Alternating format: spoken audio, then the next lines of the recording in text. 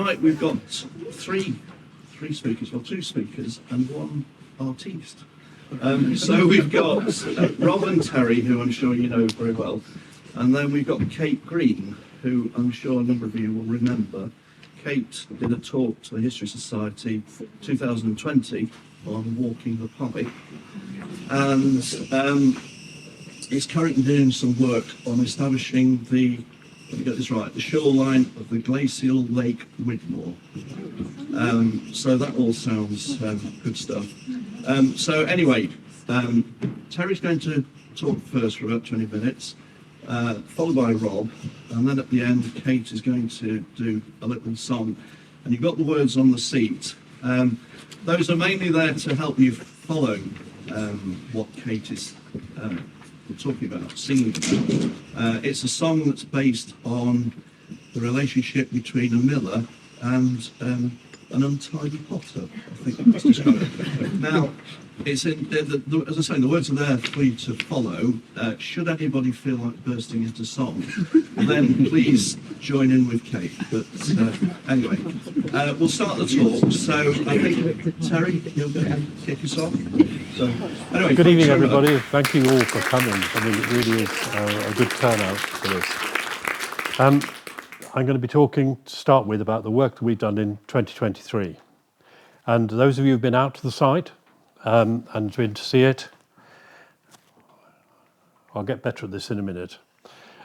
This is the excavation, this is the site we've been working on, and this is the area that we concentrated on this year. So those of you who come in, you need to be able to locate yourself with the tent, the gate post there, the top end of the field, the high end up there. And we had a large pond here, a large ditch running down here, and this pond down here is one's been created by David, a bit more recent and part of the wildlife work that goes on. Okay, so in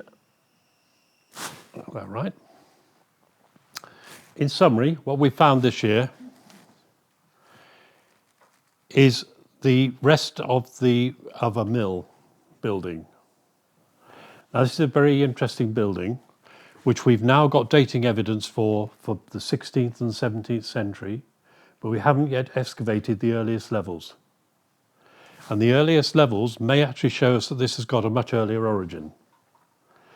A number of reasons for that. One is the type of building that we're dealing with here, and these stones that you can see up the side represent where the side walls were of the building, and they represent packing below a timber beam that would have been sat on them and supporting the front of the building, which went right down into the bottom of the leat. And it would have been weatherboarded, and there are many phases to it. And just to give you an idea of the complexity of this, this is where the wheel races. The wheel would have been fitted here, and we would be looking at alterations to this would have happened on an annual basis for about 200 to 300 years, and on the building itself, possibly every 50 to 100 years. And that makes this archaeology extremely complicated. It also, we have the destruction of all the surface levels up here are destruction levels, apparently. They mix, they're jumbled, they don't at the moment make any sense to us fully. And that, in addition, complicates it. And the reason why it complicates the archaeology is because we have to record everything on the basis that some of this is meaningful. Because in order to understand it, we have to take it away. We have to destroy it. So the Society's been doing a great deal of work to do that. And as part of it, last year, we brought in some additional help, which is Dr. Caroline Rosen, who's here with us tonight. In order that we've always had eyes, specialised eyes, on the excavation as we were doing it.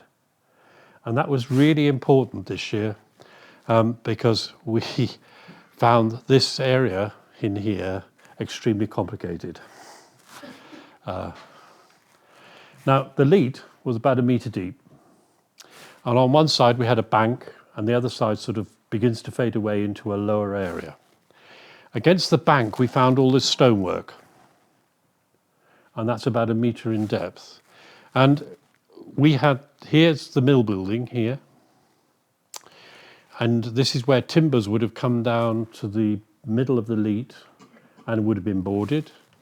And we have a second building here, and this one's different. This one has got a dry stone wall up to the height of the bank, and then wooden timber frame building on top of it. And the interesting thing here is that that building has preserved the original height of the mound, considerably higher than the areas on either side of it. So what we've got is this very complicated set of structures for which we have no other evidence except this in the front. And at the moment we are very carefully taking this apart to find out what it actually is telling us. You can see here we're looking at the same stones here. This is the edge of the building here and here. And you can see this reddish layer that's coming in on the top here. Well, this is, when we did the levels on this, you'll find that there's a line about there and it is going upwards here. This is where the water is being raced upwards to either towards a chute and then down again into the leat. And this area of disturbance in here is where the wheel was and where the maximum turbulence would have been for the water that's gone through. And it's something that's the same in all the mill sites that are around. We found that we've got a pond up here, or rather a big hole that's filled with everything under the sun, and we left it thinking to ourselves we'll have to come back to that. It is large.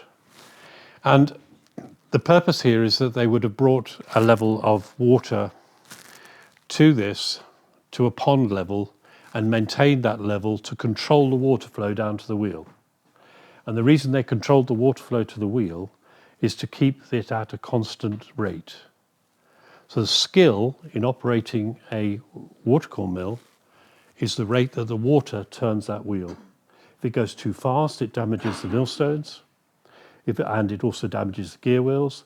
If it goes too slow, you don't get any flour out. So the skill is in that, and that is important because this area up here, which is by the edge of what is the weir and the building, we found a bank, and that bank had been filled up with material which had accumulated over a very long period of time, possibly up to 200 years.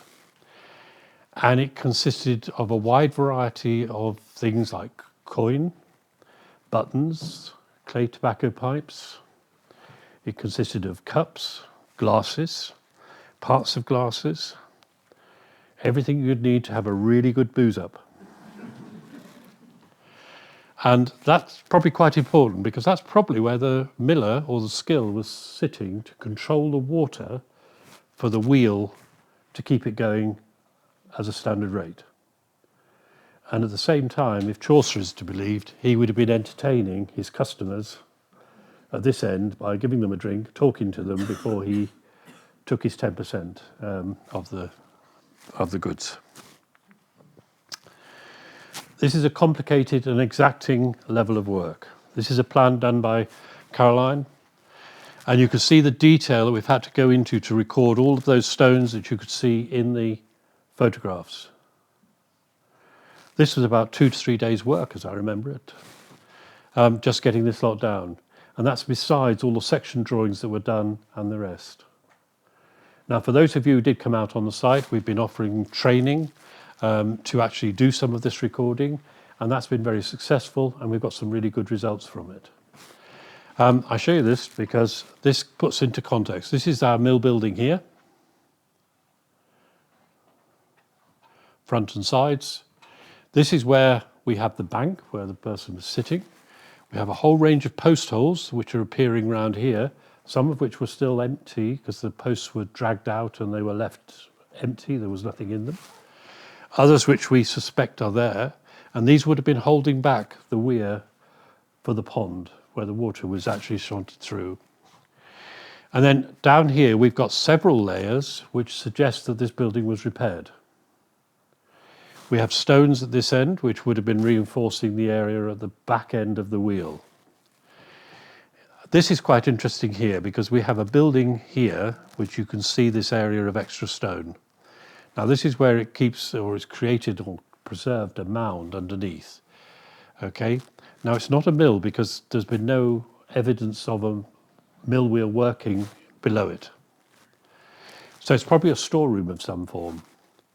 And on this side of it, between the two buildings, we had evidence of a storm wash. Now, if you get a heavy storm against the side of a building, it will wash down the side of the building and it will go downwards. And what we have here is stuff that's been washed out and down into the leat. And that shows us two things. For a period of time when this building was standing, this leat was dry. Because if it was running with water, it would have taken all that away, and probably had several times. So this shows us that we have a period when these buildings are possibly, the wheels are not in use, we don't know whether they're occupied or not, and we have storm wash down the side before they're either changed or repaired or what. It wouldn't have been repaired because otherwise, once the leak was working again, it would have washed it all away. There is evidence of repair and building of reinforcement around the bottom of that to stop it happening in general terms. We have this building here, we have the front edge of it, and then below it, late in the year, we found this area of cobbles. And this was a very quite well-made cobbled area, and it may help us with understanding what we have here in the sense that we may well have the courtyard where animals were stored, where animals were loaded from the back end of the mill along this side. Now, we have a lot of work to do on this because there is quite clearly things that are going on at the back side of this which we're going to need to understand in more detail and might help us with the interpretation of the buildings. And it might also tell us a great deal about what's going on at later times. But it's a tremendous result that we've got from this year because it tells us two things which are really important. One is that the operation of this mill was at least a two-person job, and the skilled job was probably in the management of the water. The second thing it tells us is the fact that we're going to the character of the miller by all the things that he's found. Okay, so just to summarise it for this year, we've uncovered evidence of the 16th century, 17th century watermill. We have earlier evidence that's not excavated, but will underlie it, or it is underlying it. Now, part of that we'll show you briefly in a minute, but we found sherds of medieval pottery which were on the edge of the bank below the stones. And those sherds were in too good a condition for the type of pottery to have got there from any other way from being broken fairly locally. So the normal way that you get medieval pottery in fields is through what's called midden. That's the process of throwing it out with rubbish, putting it on the fields. What's happened here, those sherds tend to break up very quickly to very small pieces and they get eroded. These weren't. So it suggests that we might have a hint from the archaeology that something is there earlier. We have the fact that the mill appears to have gone out of use in the later 17th century. The evidence of this is primarily ceramic. We have a range of pottery that's associated with the mill and with the infill of the leat, which would suggest that sometime in the latter part of the 17th century, that was filled in. And that seals the levels that we've got underneath it. Now, we can do that because there is an absence of pottery types, which are present elsewhere on the site, but don't appear in there at all. And those would normally be of late 17th, early 18th century date. And it's quite stark, different groups of pottery turned up to give us that.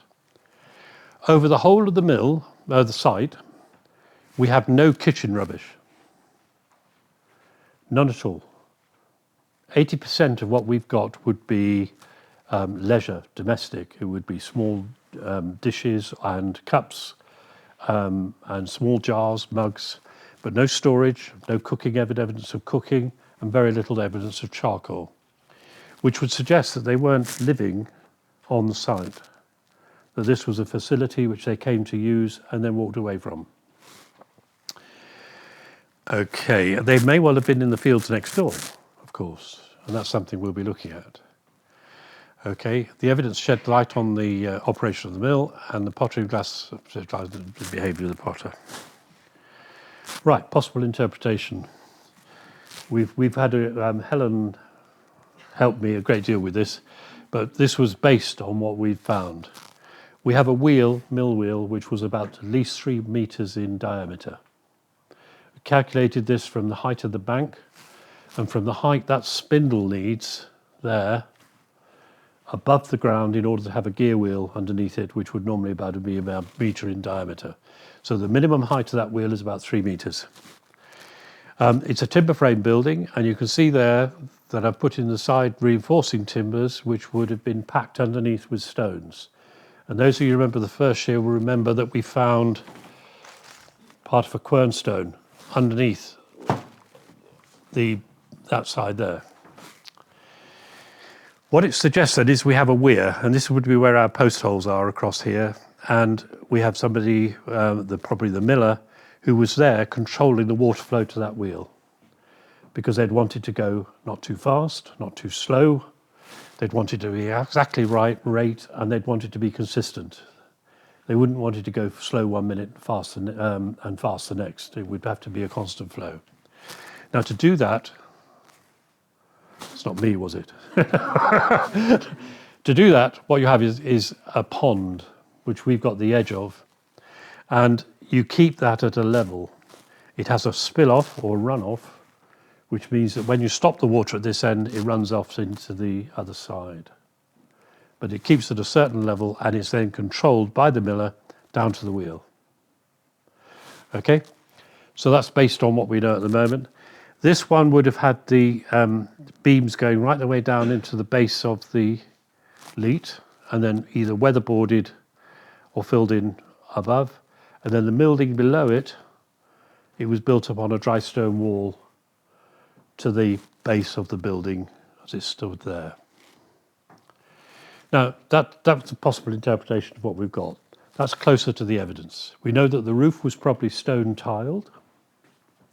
We have one of the stone tiles, and we have parts of others. I have to say, the nature of the stone on the site, it's very difficult to identify them. But never mind, that's another story. We also don't know how long these buildings were, how far they went across the mound. And that's something that we've got to look into later on and into next year. Now, just to give an example, this is an early example of a medieval mill. It's probably the earliest, it's a 12th century rendition, it's probably one of the earliest drawings of a mill that we have. And apart from it being women's work, of course, which is shown on there. But it may be to show that in fact it wasn't the miller who was doing that actually ancillary helpful hands were actually doing the actual milling. And the miller was involved in the tenting of the wheels and also with controlling that water flow.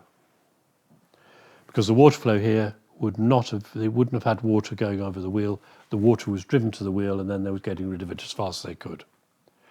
So just to show that it was there.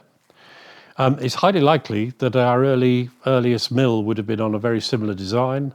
That's the gear wheel, which is translating the horizontal power to that vertical gear wheel there, which is turning the wheel above it, the stone. Okay. Wrong one. I mentioned about the medieval. There are indications from the documents that there was a mill at Letton which was created by the monks of Widmore, but we don't have any evidence of a Domesday mill. These are the two sherds of a globular jug, back again. This is a globular jug. This one actually comes from Berkshire. These are the neck sherds of a jug like this, glazed on the outside. Very, very softish pottery, would have broken up very easily if it hadn't, and these are quite large sherds to find for that condition. Of date, it would probably be what we call late medieval, probably 15th century or 14th into 15th century. Forward. In terms of the 16th century, we have quite a range of evidence. We have coinage, we have other bits and pieces of metalwork, which would probably be of that date. And interestingly, we have parts of these jugs, if I can get that right. Now, these are from Raren jugs. They're German stoneware. They're German stoneware mugs, and if ever you've seen the paintings of Bruegel, you'll see exactly these mugs on those paintings. They're small, they've got these bases like this, and they're small globular mugs. These are imitations and copies from Cistercian ware and other types of the same date. We have parts of these that turned up in association with those early levels on site. They are primarily of 16th century date. And potters in the 16th century were beginning to imitate these. Okay, so this in the 16th century would have been what they've got, and they show this range of vessels. Now, these are called Cistercian ware types. These are Cistercian ware types were very common in this area, but they were made in a whole variety of different centres. And that's echoed by the evidence that we've got, which shows that there's a whole range of different fabrics. It is showing us that we've got this range of cups. Now, this period, the majority of the drinking vessels would have been in wood, and they'd be wood turned. We have more evidence of wood turning around here than we do of pottery, and it's highly likely they were. The major guilds in London in the 16th century were complaining because the wooden goblets split after 1 or 2 sessions. So they were looking for pottery replacements in London at that early date. And they get replaced in London by what's called Tudor greenware, which is quite distinctly different, and we don't have any of it. But it just shows that there was this trend towards getting more robust drinking vessels. Into the 17th century then, and we've got this huge range of Cistercian wares. They're black, they're very heavily vitrified. You can see there that get that right, back again. You can see there that the fabric is very, very dark. They're very reduced. This is from Wroxham, and it shows the style of a slip decorated one like that. Sometimes these are called tigs. Tigs are a vessel with multiple handles. We have several of those. Normally a tig would be seen to be used so where several people were drinking out of the same cup, and this would define the area that you were drinking from rather than your neighbour. Yes. And you can see the wide variety of shapes that we've got coming through in this Cistercian ware, and particularly in the 16th century. And these are the first of the straight-sided tankard pieces that you get. And they're not quite the same as what we've been looking at from Staffordshire.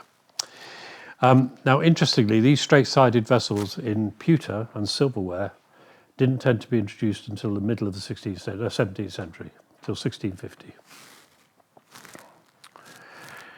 Right, to go with that, we have square gin bottles, introduced in the early 17th century by the Dutch in order that they could transport them by ship easier. And we have a lot of examples of that. First time I've ever come across it. We have parts of wine bottles, sack bottles, we have clay tobacco pipes, and we have even parts of German stoneware, Bellarmine there, and you can see there a local copy of that, of the Rehren mug that we showed earlier. We get this picture of a great deal of, I hesitate to say debauchery, but certainly somebody who's entertaining themselves while they're sitting there, with quite a lot of smoking, quite a lot of drinking, and a whole range of different vessels to drink from. We've even found parts of wine glasses, which we've yet to study in more detail. So it's all very exciting. Now, do you remember, anyone who came last year would have remembered that we identified this group of pottery which came from the Fill of the Ditch.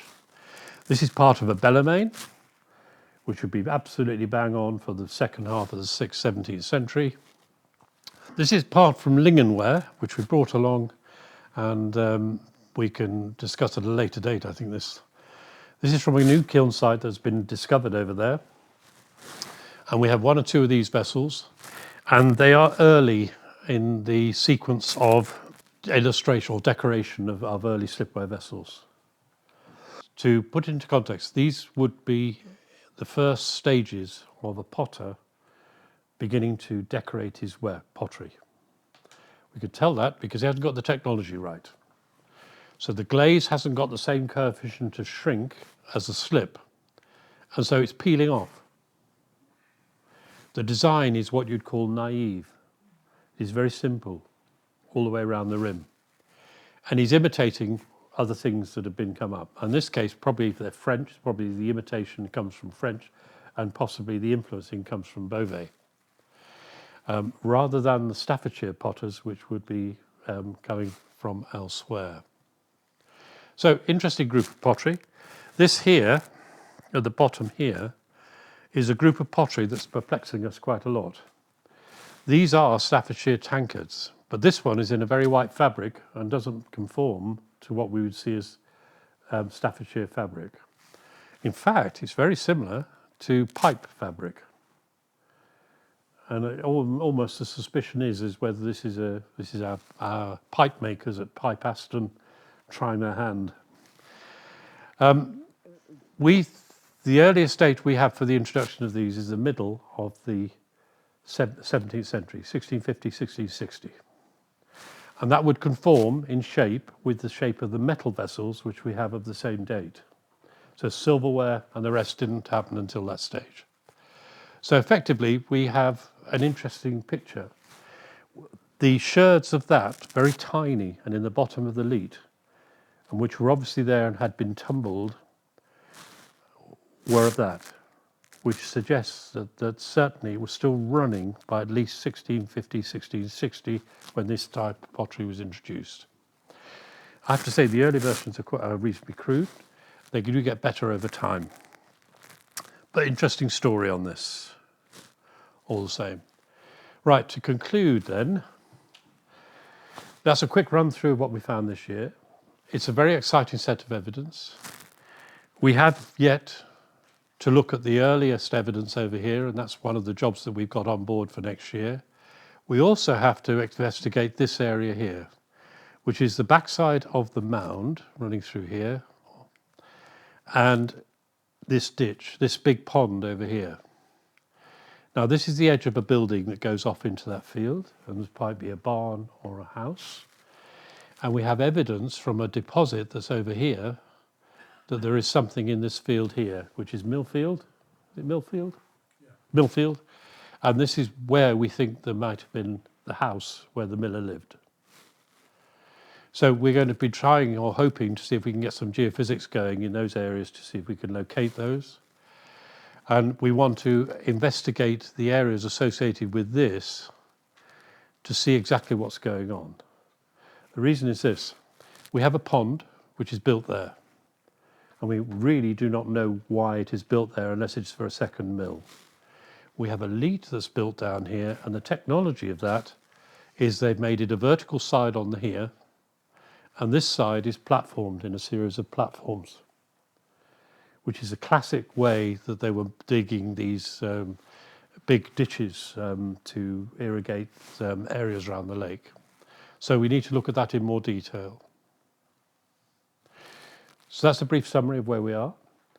We will be holding sessions now to look at the finds, and some of the finds are here, and you're welcome at the end of the evening to come up and have a look at these. And they include some of the small finds we've got, including the hammer, which was probably running from the same wheel. And we'll be looking and investigating the finds through a series of monthly meetings here, now until we get back into the field again. Thank you, and I'll hand over to Rob. Good evening, everybody. As Ralph said, thank you all for coming out on what is a fairly cold and cheerless night. Terry's been describing to you the archaeology of the site. I'm now going to talk to you about what we've been able to learn from the documentary evidence and try and really give you a feel for the people who were those millers, the people who actually used the artifacts that Terry's just been talking about. The remarkable thing is that there is an astonishing amount of documentary evidence surviving, which is what enables us to get that sense of who actually worked the mill. You'll probably recognise that. That's Robin the Miller from Chaucer's Canterbury Tales. The millers we've been talking about using the artefacts that Terry has described probably didn't look like that, but that was written at a time that was roughly contemporaneous with the very first documentary evidence that we've got that mentions a mill at Letton, and that was in 1392, when the clergy in Lentwardine actually transferred the ownership of Letton Manor back to Wigmore, from whom it had come sometime previously, we believe. But we don't actually know who the Millers were at that stage. However, there is a lot of documentary evidence from which I have been able to construct this, what is effectively a family tree of the Millers that worked the mill at Letton.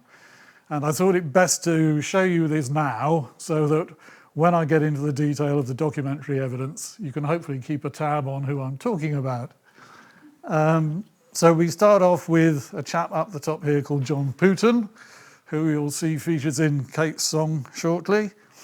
He had a daughter called Anne, who is one of the first actual reference I've been able to find to Letton Mill specifically. And he also had a son, we believe, called John Hitchcock, who married a lady called Alice. And she, after John Hitchcock's death, entered into a marriage, whether it was a common law one or not, I haven't been able to establish, with Thomas Turpin, whose family then is associated for the mill through the period from the mid-1600s through to certainly 1720, 1730.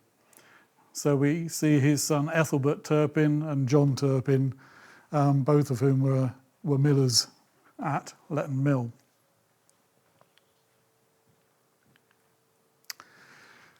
Now I'm going to try and use a timeline to hang the detail on, and what I've done here is put above the line some selected facts from British history, really just to give you a sense of what was going on through the period that we're talking about. And nearly all the documentary evidence, which also corresponds with the archaeological evidence to a large extent, covers this period from the mid-1500s through to 1730s, thereabouts.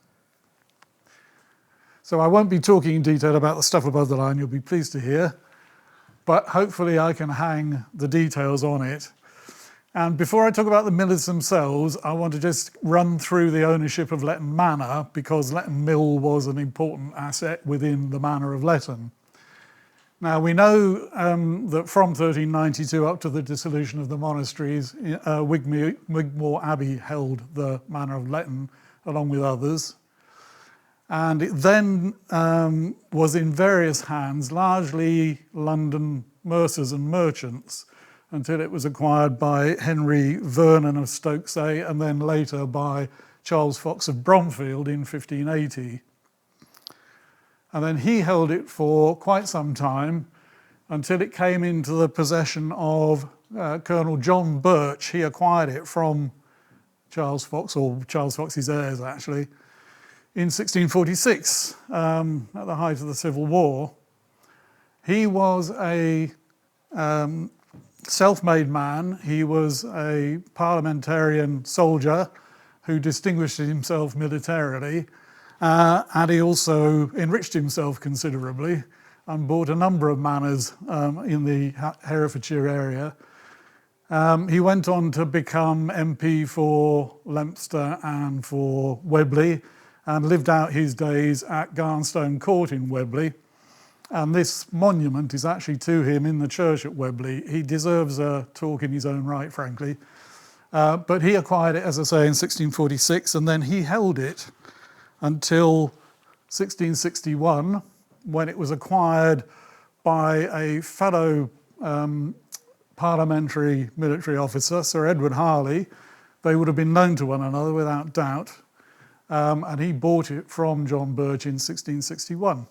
It then stayed in the Harley family, the Manor of Letton, for the foreseeable future, and the last kind of event involving the Harleys on the timeline, which I'll talk to later, involves two of the Harleys entering into a lease in relation to the mill back in 1730. Okay, so let's go back and look at the millers. I've put the family tree up in the top corner there, as you can see, hopefully, up here. Really just as an a-memoir. Anne Hitchcock, I mentioned, daughter of John Hitchcock, was the first person where Letton's Mill is actually mentioned in the Lentwardine Parish Register. And this is an extract from it. And that says,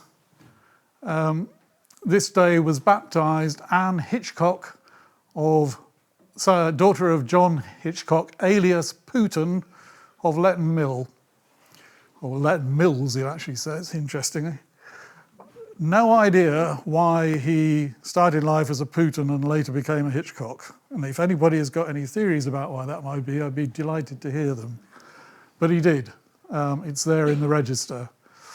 And I've been able to identify a likely candidate for John Putin, who was baptised here in Lentwardine in 1567. And there are Putins in the parish register going right back to the early 1500s. And that's his baptismal entry, 24th day of February, baptised John Putin. And I quite like the graffiti in the corner here. One of the incumbents, possibly the one that was there at the time, was obviously keen on his graffiti. There's some more at the top here.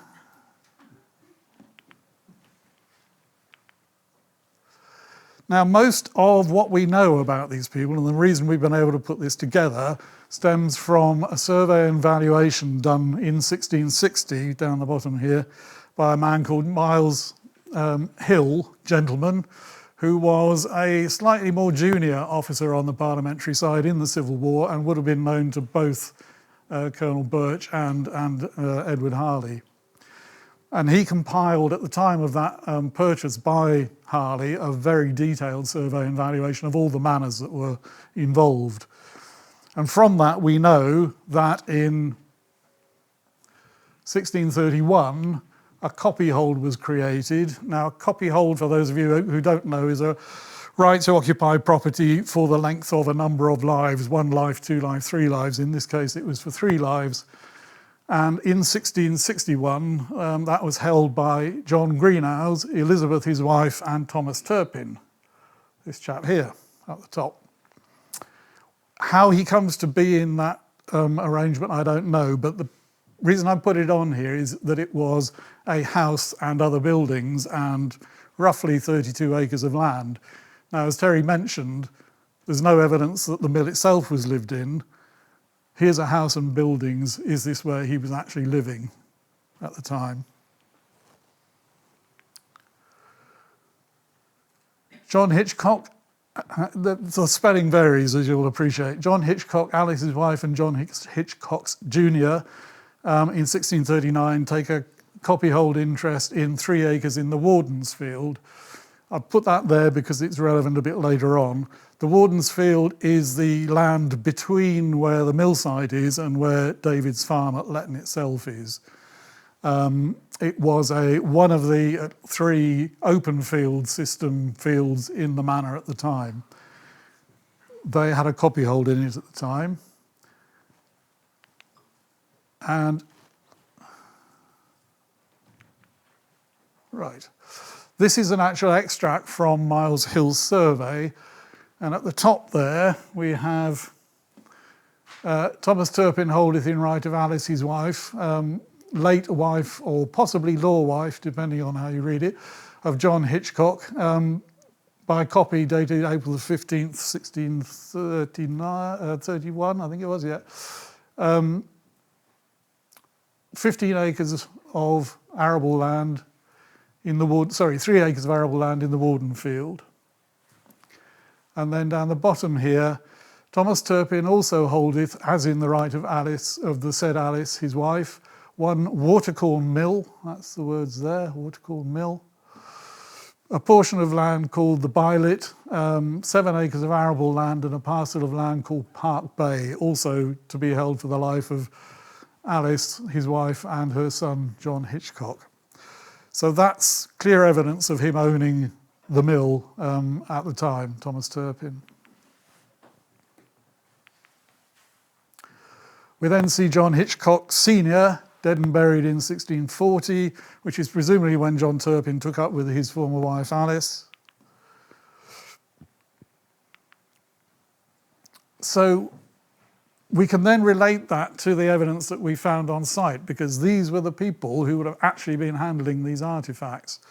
So we have the 1574 silver sixpence, possibly lost by John Putin. Maybe it was a bit later, but possibly by John Putin.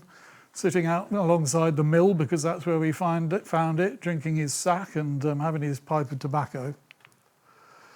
And here are the other artefacts that date precisely to this period. So the sgraffito plate from Lingen, a waistcoat button, various pieces of glass from gin and sack bottles, and a great deal of tobacco pipes. So as Terry has suggested, it looks like they were having a lively old time by the mill. And then a bit later on, a piece of the Bellarmine jug that Terry has previously referenced. So I think it's remarkable that we can actually imagine these people, who we can name, were handling these specific artifacts. Moving forward in time, shortly after Harley's bought the manor of Letton, all of his tenants did what was called an atonement of tenantry, which is basically acknowledging the new lord as their feudal, or that they owe their feudal duties to him and their rents. And this is the atonement of tenantry document, and Thomas Turpin's name is circled at the bottom here. What is also listed are the names of the other tenants in Letton and Newton above him. And I don't know what you think, but it strikes me that these names up here look like the actual signatures of the people involved. And I suspect that certainly in rental value and in seniority, the list is ordered in that way. And down the bottom here, we certainly have Thomas Turpin and possibly Thomas Greenhouse, who we've mentioned, or relative of the Greenhouses. It looks to me like the scribe has written their names. They probably weren't writing their own signatures.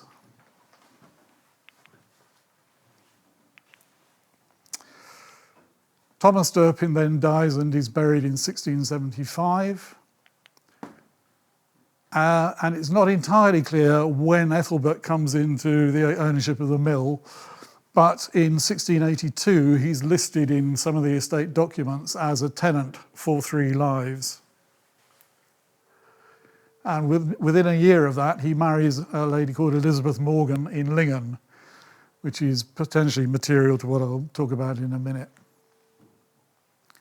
And then John Hitchcock of Letton, I believe John Hitchcock, the son of the previous one, dies in 1688, having apparently not actually been operating the mill himself, unlike his father.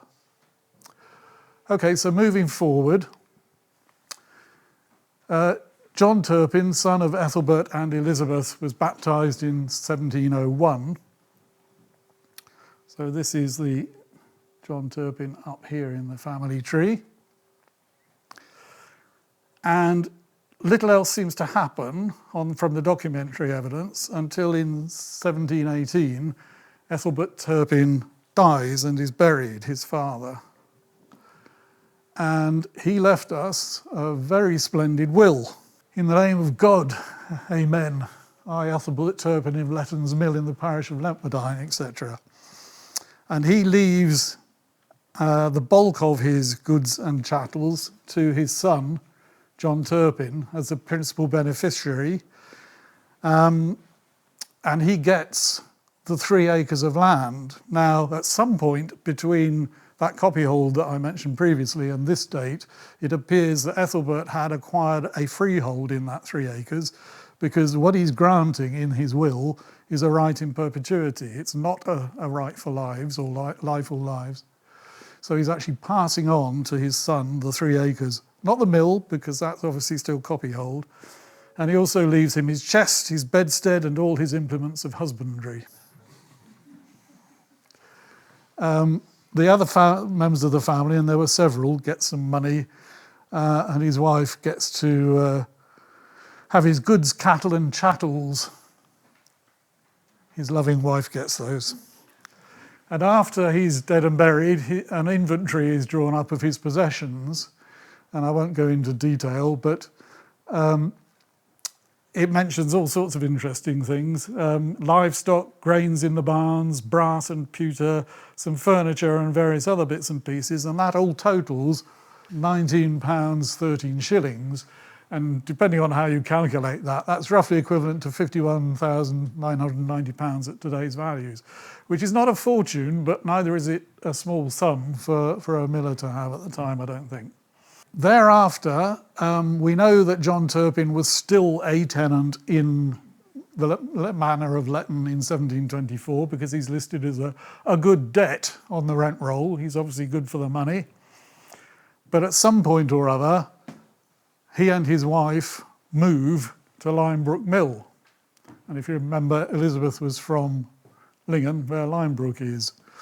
And we know that because in 1731, there's a document where he sells the 3 acres he's inherited in Letton to a chap called John Wharton.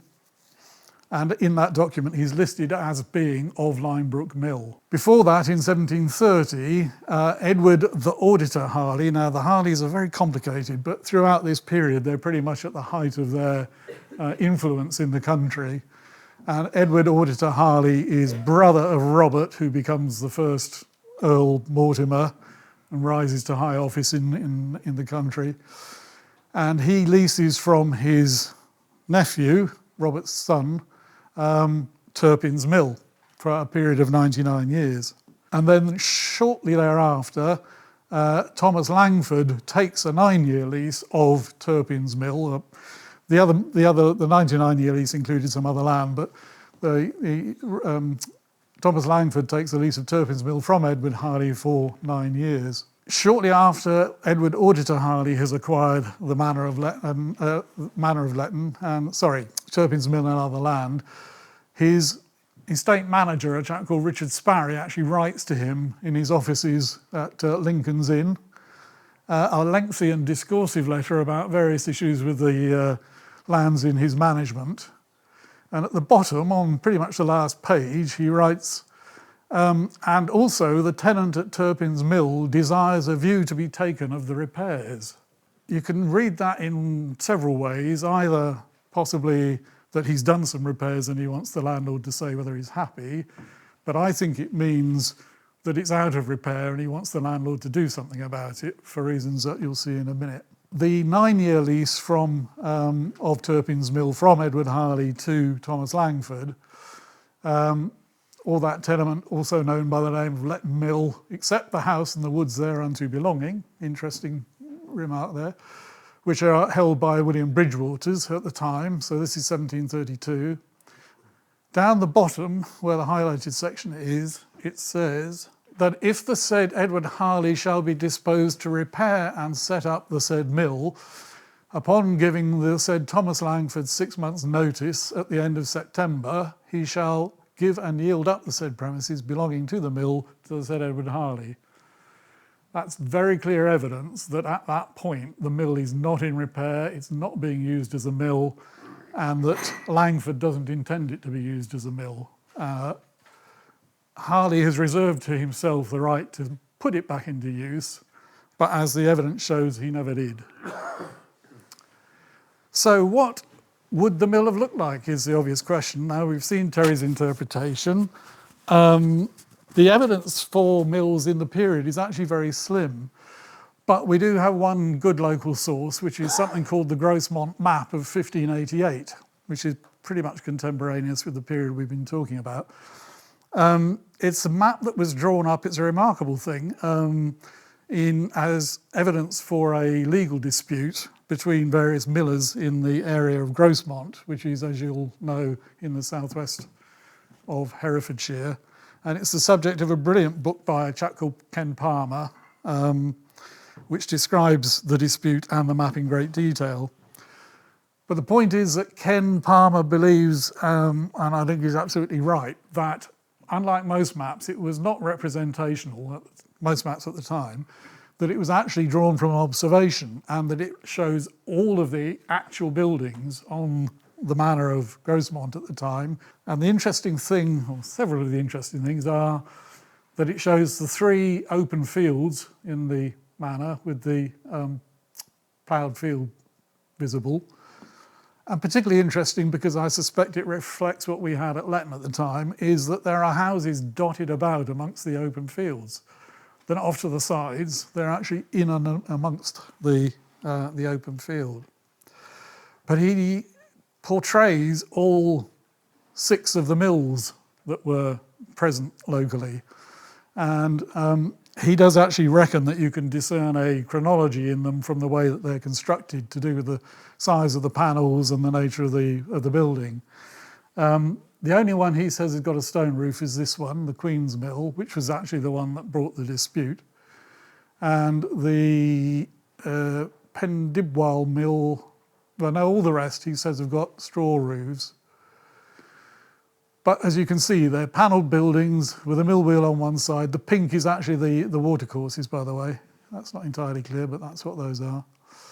So it's probably fair to assume that our mill at Letton looked very much like this, which means that it's all the more remarkable that in the year 2020, I think it was, when one of our volunteers, Jazz, off his own bat produced a model of what he thought the mill might look like, that he came up with that. So that's all I've got to say. I'm now going to hand over to Kate, who is going to introduce the music and song that she's composed. Just before I start, I just want to show you this piece here, and take us back to April 2021, when things were still quite quiet. We weren't seeing many people still, were we?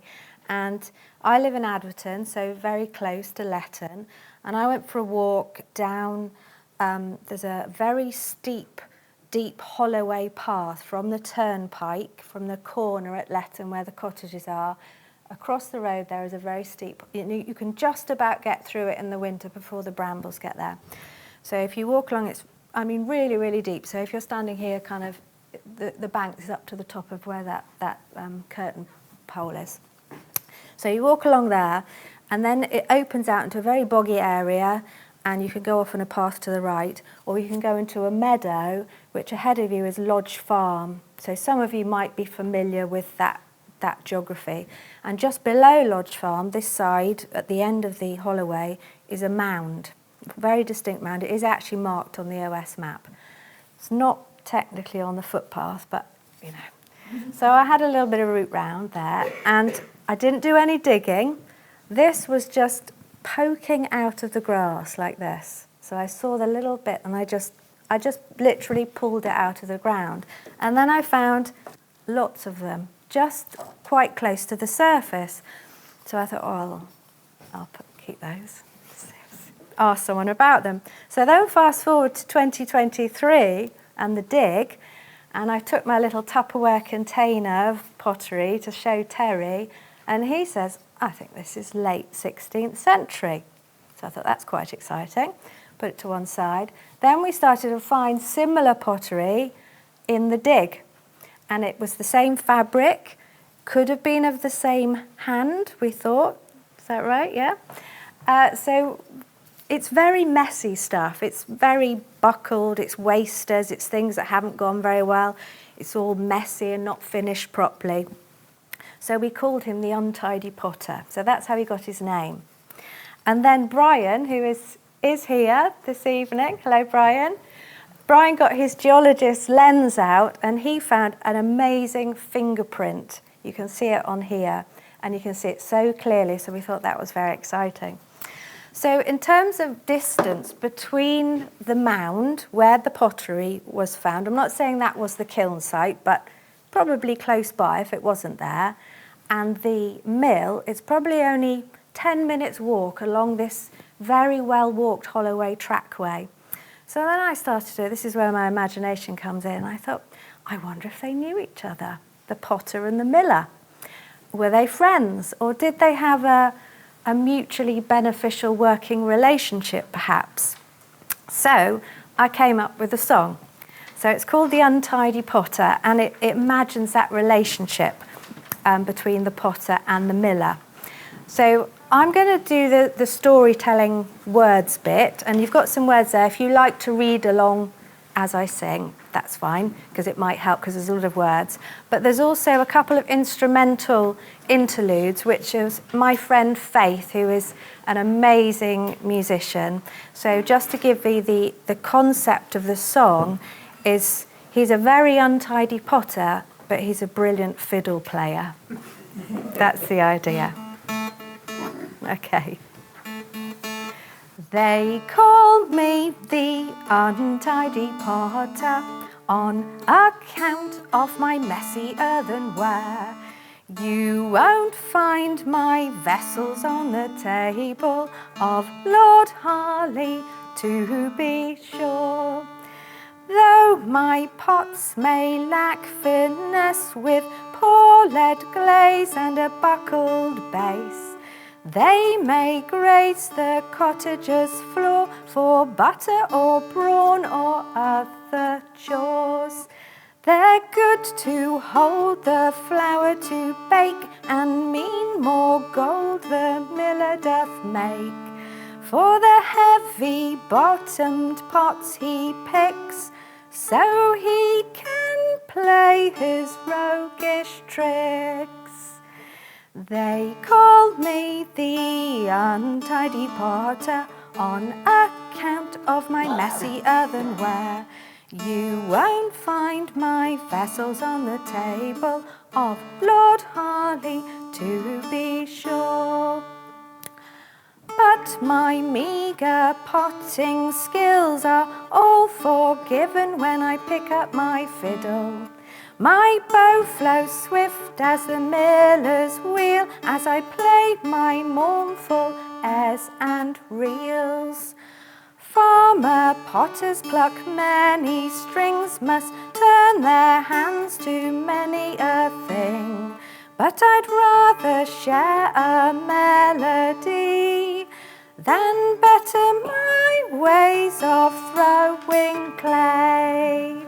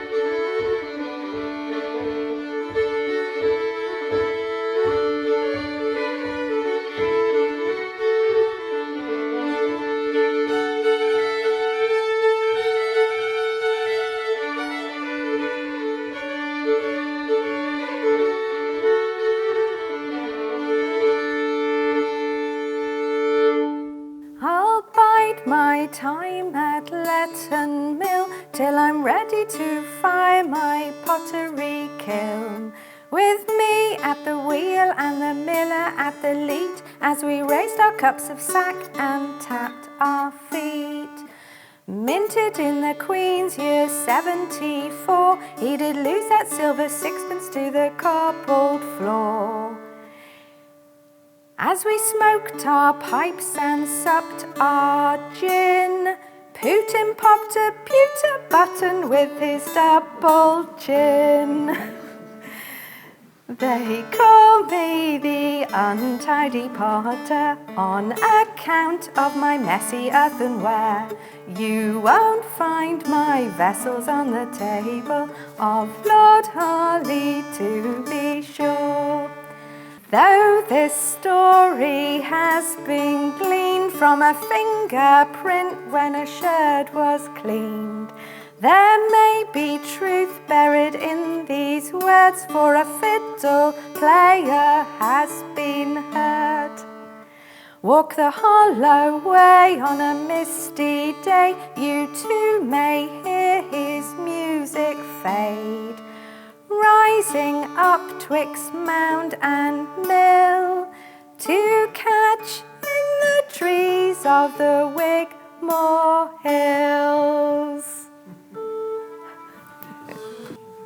Well, while it's playing that track, I'll just say that there was one other coincidence in that you did say that I was doing a project about the glacial Lake Wigmore, and the highest water level that the lake reached was 130 metres as shown on our modern map, and Letton Mill is on that shoreline. So there's another lovely coincidence. So this song is part of a wider project about songs about the archaeology that's found on the shoreline of glacial Lake Wigmore. Not obviously 20,000 years ago when the lake was there, but through eras.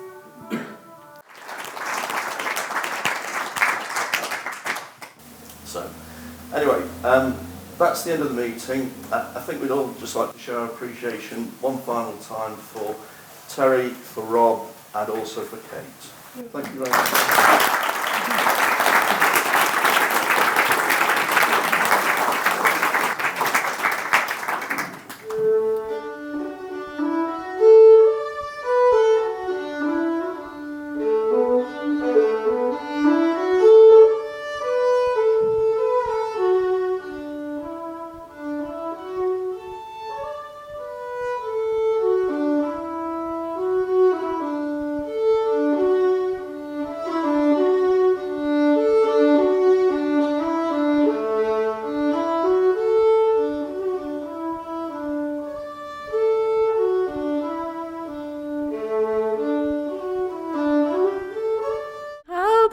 My time at Letton Mill, and the miller on the leat, we raised our cups of sack and tapped our feet.